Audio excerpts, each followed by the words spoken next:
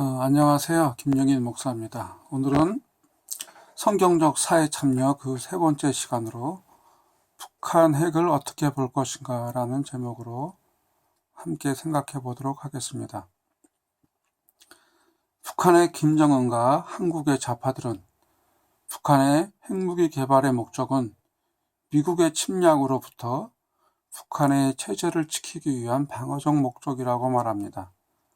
또한 한국과의 재래식 무기 경쟁은 북한 경제의 낙하로 말미암아 감당할 수 없기 때문에 할 수 없이 핵무기를 개발할 수밖에 없었다고 말합니다.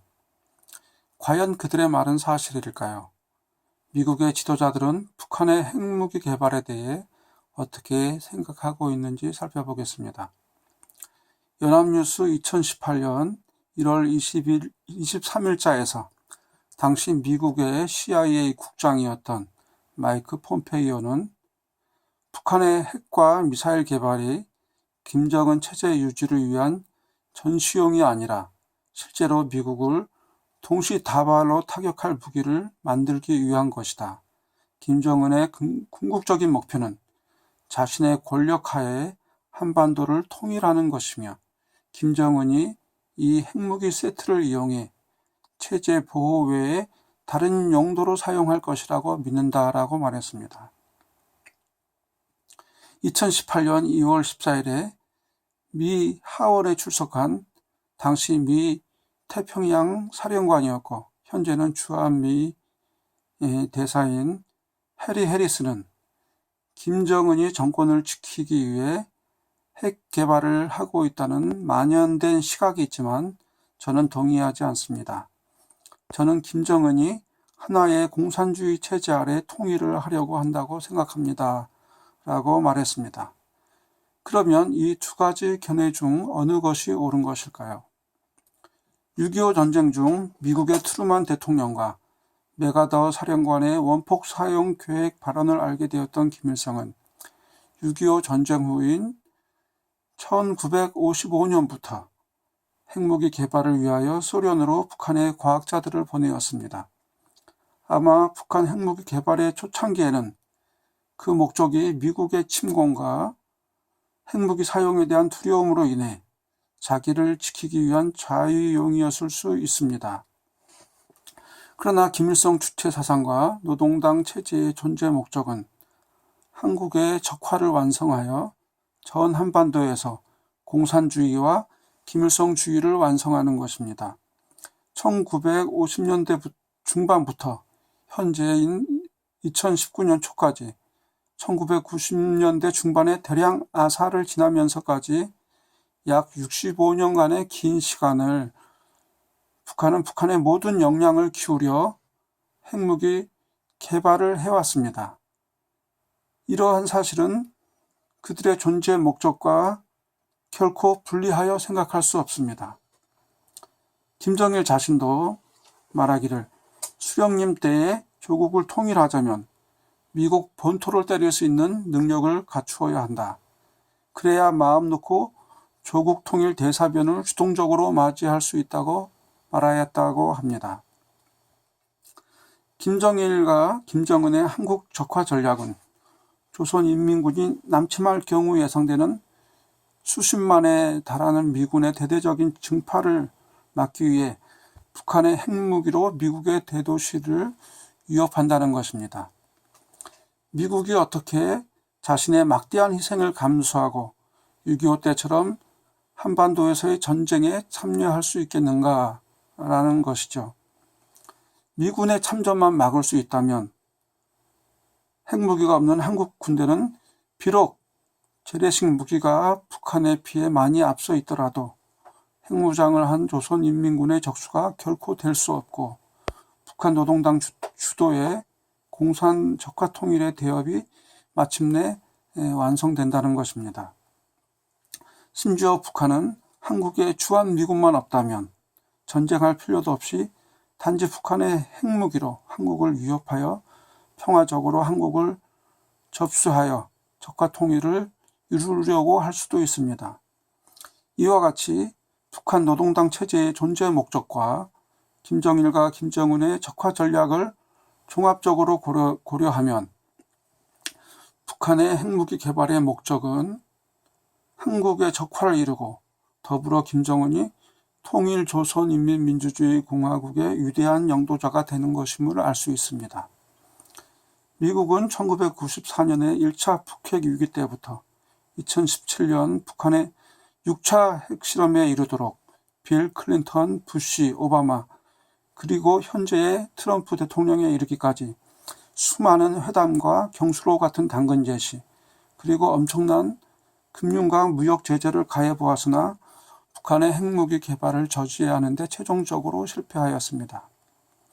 아울러 북한은 1980년대 초반에 단거리 미사일인 화성 5호, 6호부터 1993년에 중거리 미사일인 노동미사일과 1998년에 장거리 미사일인 대포동 1호, 2009년에 대포동 2호, 그리고 2017년에 대륙간 탄도탄 미사일인 화성 12호의 개발에 성공하고 핵탄두의 소형화와 경량화에 성공함으로써 한국으로부터 일본, 괌, 하와이, 그리고 미국 본토까지 모두 핵탄두를 장착한 핵미사일로 타격할 수 있게 되었습니다.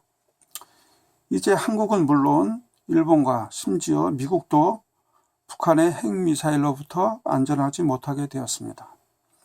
미국은 미사일 방어망인 MD가 있으나 북한의 수백 대의 이동식 미사일 발사대에서 발사되는 ICBM 대륙간 탄도탄 핵미사일을 100% 다 막아낼 수는 없습니다.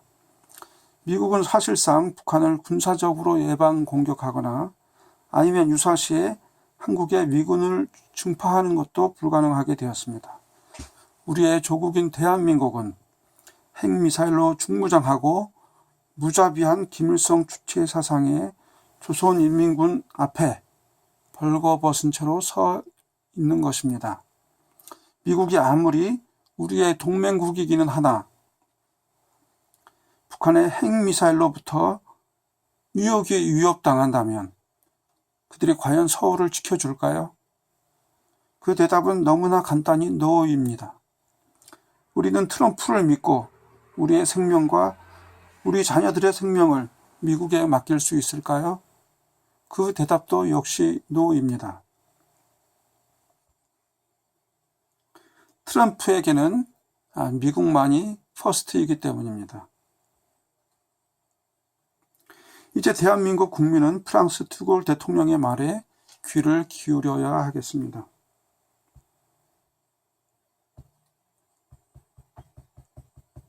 결과적으로 명백한 점은 우리 프랑스는 전적으로 프랑스의 국익을 위해 어디에서나 즉각 동원될 수 있는 군사력, 즉 독자적 핵 타격력이 필요하고 이것을 수년 내에 반드시 달성하여야 한다. 군사력의 기본이 핵무장이라는 것은 말할 필요도 없다. 우리가 그것을 제조하든 혹은 돈으로 사오든 간에 그것은 우리 손안에 있어야만 한다. 이보다 더 중요한 것은 없다. 독자적 핵 전력을 갖추지 못하면 더 이상 유럽의 강대국도 주권국일 수도 없고 통합된 위성국에 지나지 않게 된다고 말했습니다. 지금 우리 조국, 우리 조상들과 부모들과 우리의 피와 땀으로 세워지고 부유해진 대한민국은 1975년에 공산화된 베트남처럼 공산화의 처절한 위협 앞에 놓여 있습니다. 공산화된 베트남에서는 200만 명 이상이 살해당하였고 100만 명 이상의 보트피플이 이 바다를 헤매다가 빠져 죽었습니다.